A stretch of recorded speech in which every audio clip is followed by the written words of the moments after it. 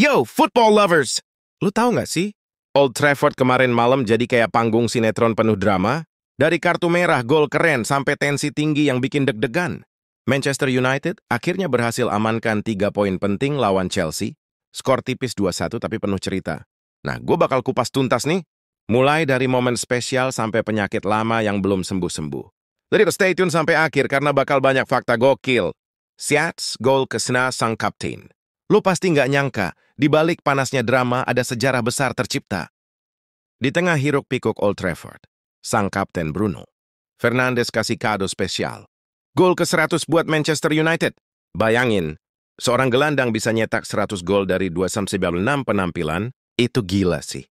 Mungkin bukan penampilan terbaiknya, tapi gol itu bikin dia masuk jajaran elit United.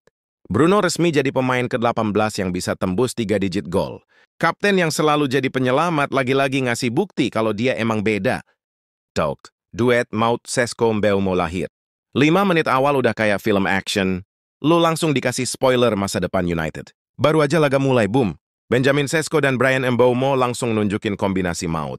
Sesko menang duel udara, kasih bola ke Mbeumo, dan boom lagi. Sanchez, Kuiper Chelsea, panik sampai akhirnya kena kartu merah. Kombinasi tenaga Sesko plus kecepatan Mbeumo? Ngeri banget. Rasanya ini bakal jadi duet yang sering bikin lawan mimpi buruk sepanjang musim. Trio, Harry Maguire semakin dewasa. Lo kira Maguire udah habis? Eits, ternyata malah makin jadi andalan. Banyak fans sempat ngeraguin keputusan Amorim nurunin Maguire dari awal. Tapi kenyataannya dia main solid banget di lini belakang.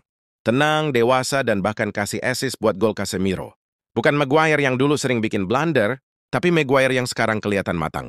Dia kayak bilang ke dunia, gue masih ada, bro, dan gue masih penting buat tim ini. 4. Awal impresif Bryan Mbeumo. Rekrutan baru biasanya butuh waktu adaptasi, tapi cowok yang satu ini langsung tancap gas. Bryan Mbeumo jadi salah satu pemain paling nyolok di laga ini. Lari-lariannya bikin Chelsea kewalahan, apalagi di babak pertama. Dia bukan cuma bikin Sanchez keluar sarang, tapi juga nunjukin insting cerdas dalam gerakan tanpa bola. Masih terlalu dini, tapi kalau mainnya konsisten kayak gini, Mbeumo bisa jadi pembelian terbaik United dalam beberapa tahun terakhir. 5. PR di posisi wingback kiri. Tapi ya namanya juga United, selalu ada drama dan PR tiap match.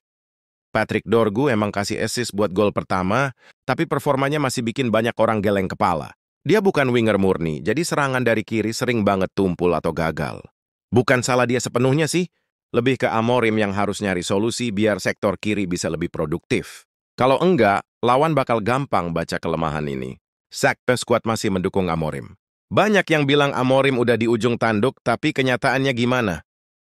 Jawabannya jelas. Para pemain masih 100% dukung pelatih. Terlihat banget dari cara main mereka, intens. Cepat dan penuh semangat dari menit pertama, United kelihatan hidup lagi. Dan itu bukti kalau Amorim belum kehilangan ruang ganti.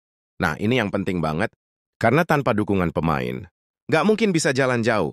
Kemenangan ini bisa jadi turning point buat musim mereka.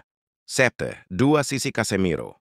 Ada yang bilang Casemiro itu paket komplit, tapi ternyata komplitnya sampai sisi buruknya juga ikut. Di babak pertama, Casemiro sempat kasih momen manis. Gol penting yang bikin United unggul. Tapi, sebelum jeda dia malah dapat kartu kuning kedua yang konyol. Alhasil United harus main dengan 10 orang. 2 sisi Casemiro ini bikin fans campur aduk, antara mau tepuk tangan atau tepuk jidat. De Ligt kembali tampil solid. Kalau ada yang konsisten bikin lawan frustrasi, ya ini orangnya. Matthijs De Ligt lagi-lagi nunjukin kalau dia bukan cuma back tapi tembok hidup. Energik, berani naik tekan lawan dan bikin intercept krusial. Ada satu momen penting. Dia nyapu bola berbahaya pas di depan gawang. Nyelamatin tim dari bencana. Konsistensinya bakal jadi kunci pertahanan United sepanjang musim ini. Kemudian, penyakit lama bernama antisipasi umpan silang. Sayangnya, ada satu kelemahan United yang nggak hilang-hilang. Kayak mantan yang susah move on. Yes, penyakit lama itu balik lagi. United masih lemah banget kalau harus hadapin umpan silang. Gol balasan Chelsea lewat Trevoh Chalobah bukti paling nyata. Dibiarkan bebas nyundul bola tanpa kawalan, ya jelas kebobolan. Kalau masalah bola mati dan crossing nggak segera diberesin, United bakal kesulitan lawan tim yang jago main direct. Jadi apa yang bisa kita simpulin dari laga penuh drama ini? Kemenangan 2-1 atas Chelsea memang krusial banget buat United. Ada pencapaian spesial dari Bruno, duet baru yang menjanjikan, dan bukti bahwa Amorim masih didukung penuh pemain. Tapi ya itu tadi, Masih ada catatan yang harus segera diberesin. Kalau bisa konsisten dan belajar dari kesalahan, bukan nggak mungkin setan merah musim ini bisa bersaing lagi di papan atas. Jadi siap-siap aja, drama United kayaknya baru dimulai.